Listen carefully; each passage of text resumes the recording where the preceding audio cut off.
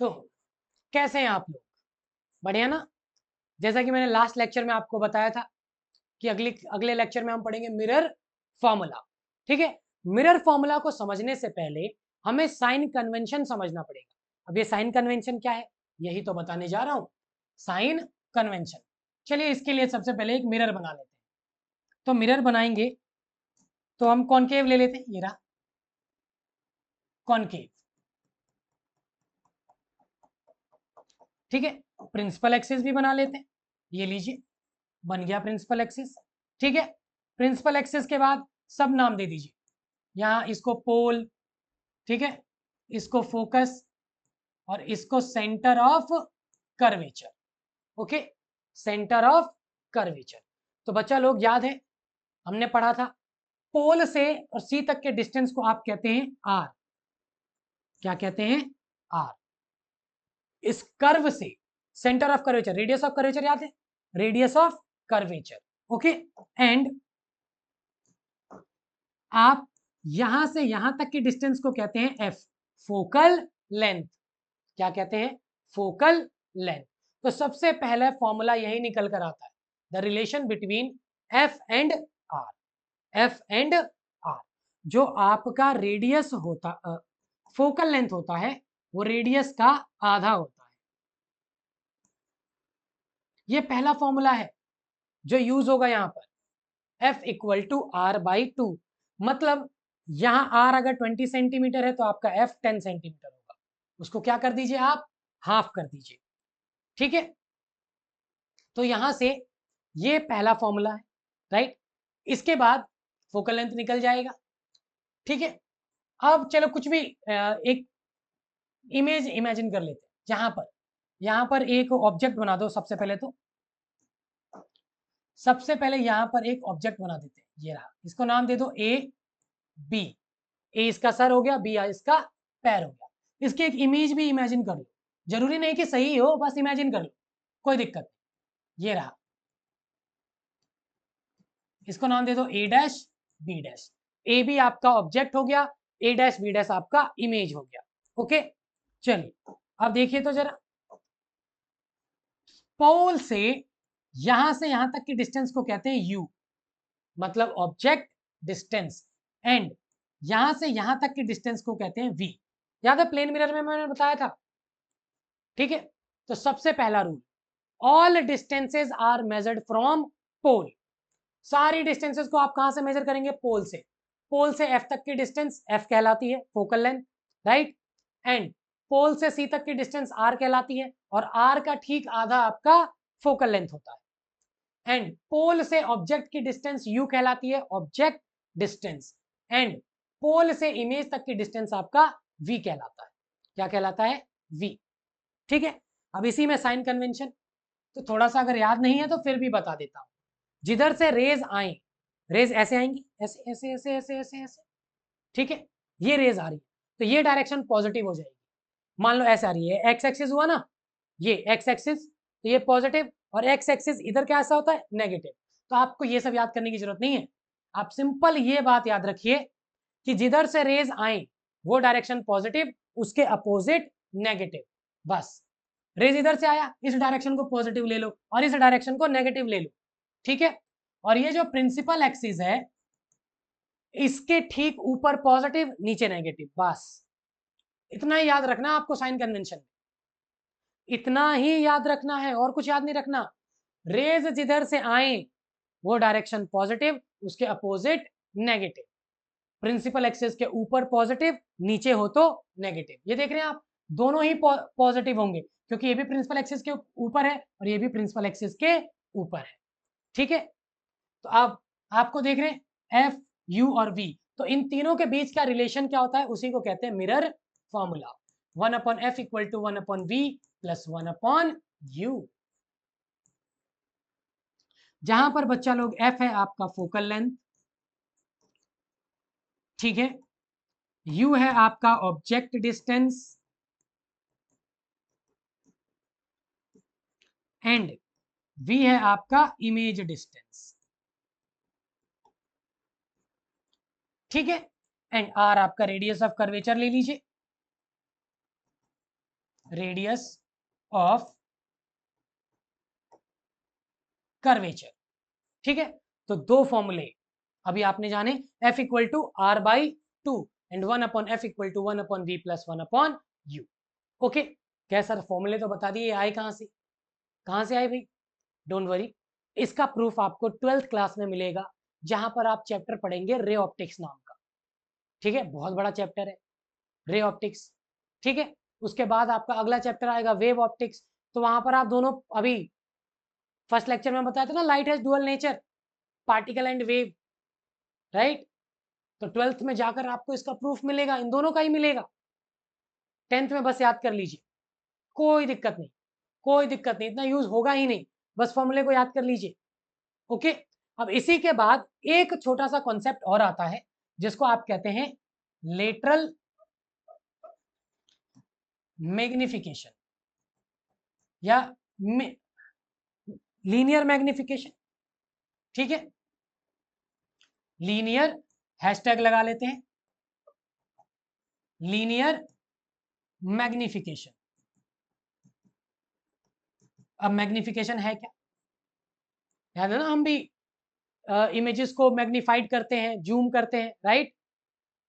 देखा ना आपने, एक पहले की, अगर आपने पहले की विंडोज एक्सपी वगैरह, उसमें एक मैग्नीफायर आया करता था, मैग्नीफायर ग्लास, इमेजेस को जो मैग्नीफाई करके दिखाए, वो कुछ कुछ, लेकिन लीनियर मैग्निफिकेशन का मतलब वो नहीं होता। चल देखिए, ध्यान से समझिएगा, मान लीजिए यही पेन है, इसकी लेंथ है 10 सेंटीमीटर, और आपको ये 10 सेंटीमीटर ही दिखाई दे रहा है, तो क्या ये मैग्नीफाइड हुआ, नहीं, ये तो जैसा है वैसा ही दिखाई दे रहा है। ठीक है, लेकिन अगर ये है 10 सेंटीमीटर का और आपको दिखाई दे रहा है 20 सेंटीमीटर, तो मैग्निफिकेशन हुआ ना, बड़ा दिखाई दे रहा है। कैसा दिखाई दे रहा है, बड़ा। ठीक है, तो इसी को कहते हैं मैग्निफिकेशन। छोटा भी तो दिखाई दे सकता है, बिल्कुल दिखाई दे सकता है। तो ये 10 सेंटीमीटर का, इसकी इमेज आपको 5 सेंटीमीटर की दिखाई दे रही है। ठीक है, तो उसको आप कहेंगे कि भाई छोटा दिखाई दे रहा है, तो मैग्नीफाइड और डीमैग्नीफाइड दोनों ही साथ चलते हैं, और इसी को कहते हैं लीनियर मैग्निफिकेशन। इसकी डेफिनेशन बहुत ही इजी है, सिंपल सी डेफिनेशन, कभी एग्जाम में आए ना तो ऐसे ही लिख के चले आना। m इक्वल टू, इसका सिंबल बच्चा लोग m होता है, सिंबल क्या होता है, m। m equal to height of image to the height of object, height of object. Simple सी डेफिनेशन है, ऐसे ही लिख के चले आना, फुल मार्क्स मिलेंगे, कोई टेंशन नहीं, डेफिनेशन ही यही है, linear magnification, m equal to height of image to the height of object. आप देख रहे हैं यहाँ पर रेशियो बनेगा, हाइट ऑफ ऑब्जेक्ट, देखिए कहाँ है भाई इमेज और ऑब्जेक्ट, ये इमेज है ना, ये ऑब्जेक्ट है, ये रहा, सॉरी, ये ऑब्जेक्ट है, ये इमेज है ना, तो इमेज, इसको आप कहेंगे एच आई, क्या कहेंगे, H I, height of image, और इसको कहेंगे H O, height of object. Height of object है A B, height of image है ए डैश बी डैश, तो m इक्वल टू होता है बच्चा लोग H I upon H O, H I upon H O. ठीक है, the ratio of height of image to the height of object is known as linear magnification. अभी जो मैंने आपको एग्जांपल दिया, ये ऑब्जेक्ट था ना, इसकी हमने जो हाइट इमेजिन की थी वो 10 सेंटीमीटर थी, चलिए यहां पर पुट करके देखते हैं। ओके, जरा पुट कीजिए यहां पे, तो आप देखेंगे कि अगर ये 10 सेंटीमीटर का है और आपको दिखाई भी 10 सेंटीमीटर ही दे रहा है, तो एच आई आपका 10 होगा। ठीक है, साइन कन्वेंशन अभी फिलहाल के लिए यूज नहीं करते हैं। ठीक है, 10, चलो मैग्नीट्यूड लगा लेते हैं, प्लस माइनस से हमें कोई फर्क नहीं पड़ता। आप देख रहे हैं ये मैग्नीट्यूड लगा देने से मॉड होता है, ये नेगेटिव हम फिर सिर्फ वैल्यू से मतलब रह जाता है, हम ये कंसीडर नहीं करते कि प्लस है या माइनस, ये लगा देने से हमें सिर्फ वैल्यू से मतलब है कि वैल्यू कितनी है, 1 है, 2 है, 4 है, 5 है, माइनस प्लस से कोई लेना देना नहीं है। ठीक है, तो हमने माना कि ये जो ऑब्जेक्ट है ये 10 सेंटीमीटर है और हमें दिखाई भी 10 सेंटीमीटर ही दे रहा है। ठीक है, तो 10 से 10 कट गया, आंसर आया 1। कितना आया बच्चा लोग, 1। यस, तो आपको देख रहे ना कि ये परफेक्ट उतना ही दिखाई दे रहा है जितना है, तो ये 100% दिखाई दे रहा है ना आपको, तो 1 1 ही तो है, मतलब ना ही इमेज आपको बड़ा दिखाई दे रहा है ना ही छोटा दिखाई दे रहा है, इमेज आपको उतना ही दिखाई दे रहा है जितना कि ऑब्जेक्ट है। ऑब्जेक्ट की हाइट 10 सेंटीमीटर, तो इमेज की हाइट भी 10 सेंटीमीटर। तो आपका मैग्निफिकेशन कितना हुआ? 1। देयर इज नो चेंज, ना ज्यादा दिखाई दे रहा है ना कम। चलिए एक और एग्जांपल ले। हमने एक बार ये भी तो कहा था कि हो सकता है इसका जो, ठीक है, यहां पर इसका जो, अब ये 10 सेंटीमीटर है, आपको दिखाई 20 सेंटीमीटर दे रहा है, तो फिर से फॉर्मूला लगाइए, m equal to H I upon H O. And positive negative को नेग्लेक्ट करने के लिए आप लगा दीजिए यहाँ पर मॉडुलस, ठीक है, या मॉड। हमें सिर्फ मैग्नीट्यूड से मतलब है, प्लस माइनस होने से कोई मतलब नहीं है, वो हम बाद में भी देख लेंगे। H I upon H O. तो हाइट जो है इमेज की वो आपको 20 दिखाई दे रहा है, लेकिन ऑब्जेक्ट की हाइट तो 10 ही रहेगी ना भाई, ऑब्जेक्ट थोड़ी छोटा बड़ा हो रहा है। ओके, तो आप देखेंगे 0 से 0 मर गया, 2 को 1 से डिवाइड करेंगे, आपका आंसर आएगा 2। तो आपका मैग्निफिकेशन आया 2। तो आप देख रहे हैं ना 2 1 से बड़ा है। तो 1 से बड़ा होने का मतलब ही यही है कि जो आपकी इमेज है वो ऑब्जेक्ट से बड़ी बनी है। जो आपकी इमेज है वो ऑब्जेक्ट से बड़ी बनी है। Always remember, if m is greater than 1, if m, sorry, magnitude of m is greater than 1, image, or you can say height of image, height of image greater than height of object। मतलब जो आपका image है वो size में object से बड़ा बना है। ऑलवेज रिमेंबर, 2 आया ना, m इक्वल टू 2, 1 से बड़ा, तो आप देख रहे हो ना, मैग्नीफाइड हो गया। चलिए एक वो भी एग्जांपल लिया था कि ये 10 है वो 5 हो जाएगा, ठीक है, वो भी करते, वो भी करते, टेंशन नहीं, टेंशन नहीं लेना इन सब चीजों की, सब सब करेंगे। फिर से m मॉड लगा दीजिए, H I upon H O, ये 5 और ये 10, तो आप देखेंगे ये आएगा 0.5, है ना, ये तो आता ही होगा आप लोगों को, ठीक है। तो ये हो गया आपका 0.5। तो आप देख रहे हैं ना, this is less than 1, yes, hashtag m magnitude of m is less than 1, और लेस देन 1 आएगा तो आपका जो इमेज होगा वो ऑब्जेक्ट से छोटा होगा। The height of object will be lesser than the height of object. Okay, तो ये सारे फॉर्मूले हैं, f equal to R by two, 1 upon f equal to 1 by v plus 1 by u, ठीक है, and linear magnification. I hope आप ये सब समझ गए होंगे। और m एग्जैक्टली 1 हुआ, then height of image equal to height of object.